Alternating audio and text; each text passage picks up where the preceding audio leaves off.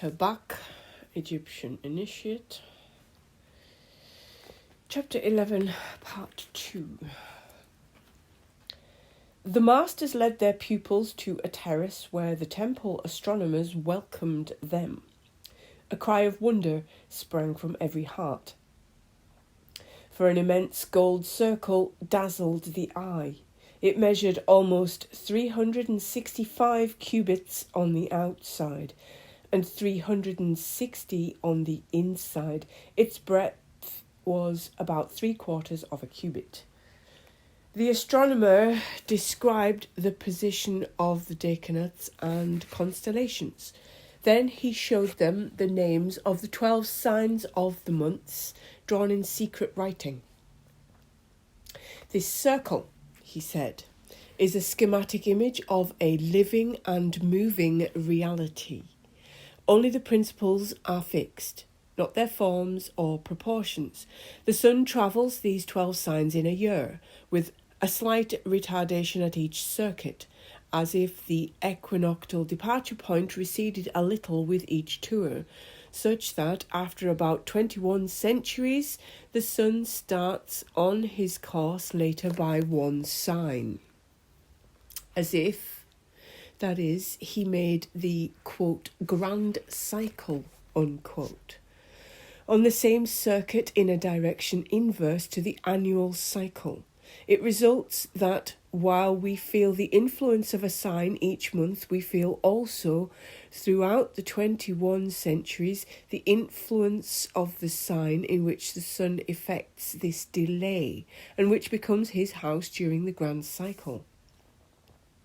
He is now in the sign of the ram, and receding towards the fish.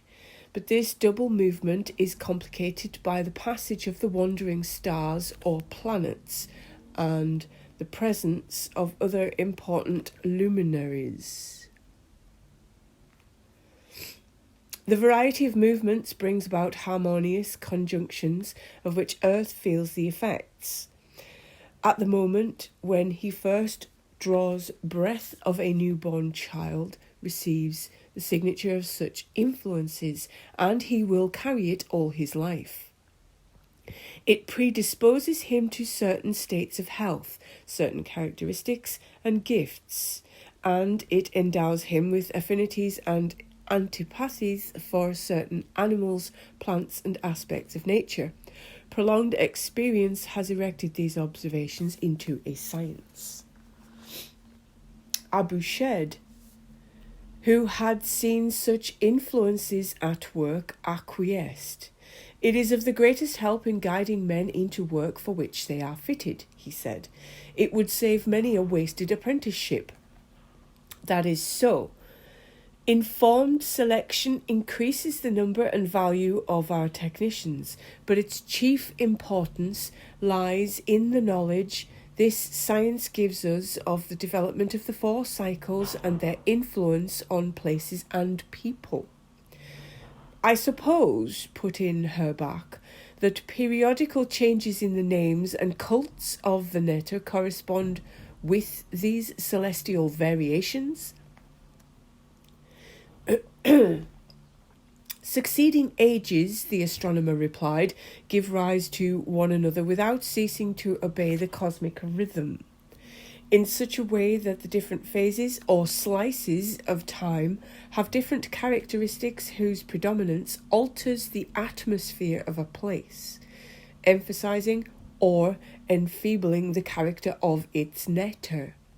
Take the 2 seasons that are so unlike. Pert, winter, and Shmu, summer. If one nome is characterized by the netters of summer, another by the netters of winter, it is obvious that during the summer the netters of winter will be weak, and their importance of their sanctuaries will diminish. But when they regain their vigour during the winter, the summer netters will lose their preponderance.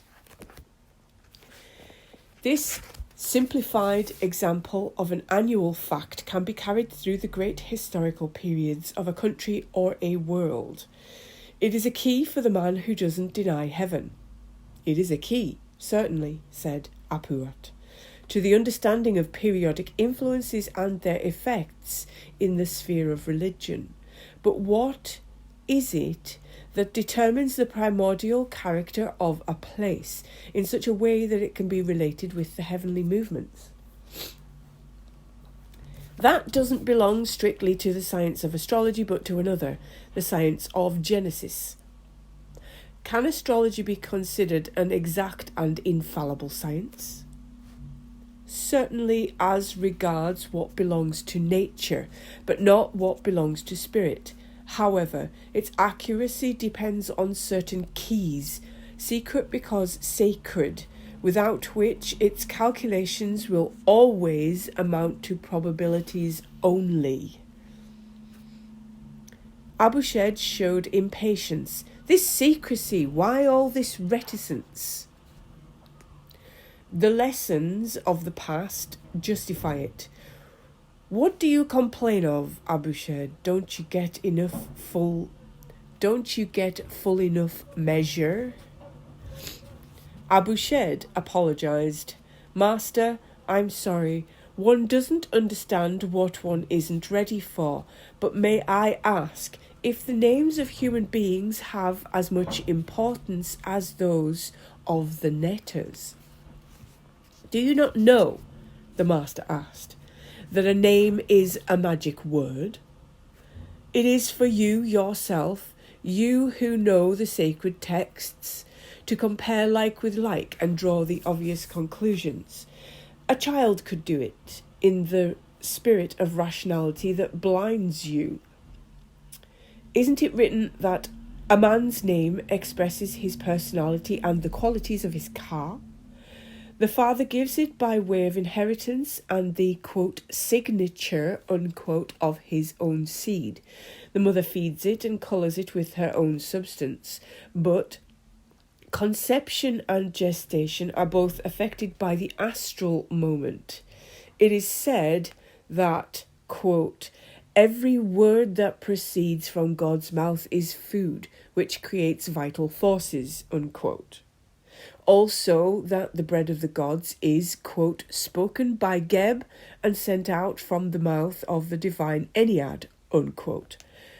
This word ceaselessly gives out, together with the type of the seed, the name of its product and its most powerful at the moment of conception and birth. This convinces me, said Abushad, that a name has magical power. It is real power, said the sage. A name has great importance. It corresponds in reality with the being that receives it. It is a portrait that acts magically on his existence. For a name, when it is spoken, works on its possessor's car. The higher man, the man who is spiritually fulfilled, has also several names that relate to various states of his being. That is why Pharaoh has many names, which refer to his person, his car, his spiritual being, and the, quote, moment, unquote, he stands for. Can a king's names, asked Her Bak, disclose his nature and his part in history? They are, in effect, such a revelation, but to read them you must relate them to heavenly factors. Then you will understand why certain names were chosen during a given period for officials as well as kings, name that afterwards fell into disuse for a time. Abushad remarked that this could explain why certain officials sited their tombs near some pharaoh of an earlier date. Not so, the master replied. You will only see the reason for this by reference to the secret plan, but an understanding of names will give you the motive for changes in orthography and many anomalies. Isn't it the same with temples destroyed and rebuilt on the same spot? They were superseded rather than destroyed. to be rebuilt according to the symbolism and measurements of the age. Wisdom teaches us that it is necessary to create each new age afresh so that the new seed may have a new vitality. But we know that an old trunk makes an excellent base because of its deep roots. It is enough to graft off the branches and graft on a new one. This is what we do. We insert old stones in new buildings. We can choose from the resources of superseded temples such elements as may serve in a symbolic mode as vehicle for the contemporary principle. To create afresh is the rule governing the periodic displacement of key centres, not at all from caprice but in obedience to cosmic law. Master, persisted Upuat, may we know of how such times of renewal are established. It would be more sensible to ask how the phases of becoming are defined. The development of a fertilized egg is a sufficient analogy. Times of fertilization, times of decomposition, times of regermination from decomposed elements, gestation, formation, until the final accomplishment. Why do you say final accomplishment? Because each phase includes several phases, each of which reaches completion. The period inaugurated by Mena is the second phase of an age. Abu Shed listened with deep interest. If such periods occur regularly, he said, it should be simple to calculate them. No, for while there is regularity as to principle, there is no regularity in duration. Just as in nature, the period of gestation varies with the species, so there are differences of duration in human history. But this is a complex matter for which a knowledge of our measures is necessary. Each meditated in silence. Her Bak, seated in face of the entrance, was struck by the door frame, whose carved signs covered with gold glittered in the sun. Here I see once again, he said to the astronomer, symbols one notices over many doors, the scene of the, quote, great step, unquote. No one has given me an explanation that satisfies. Are they connected with the science of the sky? There is an image of scene of the giant step behind the king, the symbols of the scorpion and the car beneath the half sky. The astronomer glanced at the sage, who replied, the disciples here present are vowed to silence. I will tell them what they may hear. He approached the threshold and pointed to two designs on the framework representing the sign for the sky cut in two. You see here symbols of two halves of the band of gold. They indicate what subject is treated in this scene. The two signs that accompany them stand for the solstices. The idea is simplified as usual. The curve of the sky, sometimes mounted on a long straight stem, is most often supported by two stems of unequal length, just as the axis of the decentered curve of the sun's or the earth's course are unequal. Simple observation of the shadow of a vertical stem exhibits the inequality of this curve from the winter solstice to the spring equinox. The times of the two solstices mark the great turning points of the sun's yearly cycles that are signified by the, quote, great step, unquote. Now, the curve having two centres is marked by two unequal lengths of extreme distance, nearest and furthest.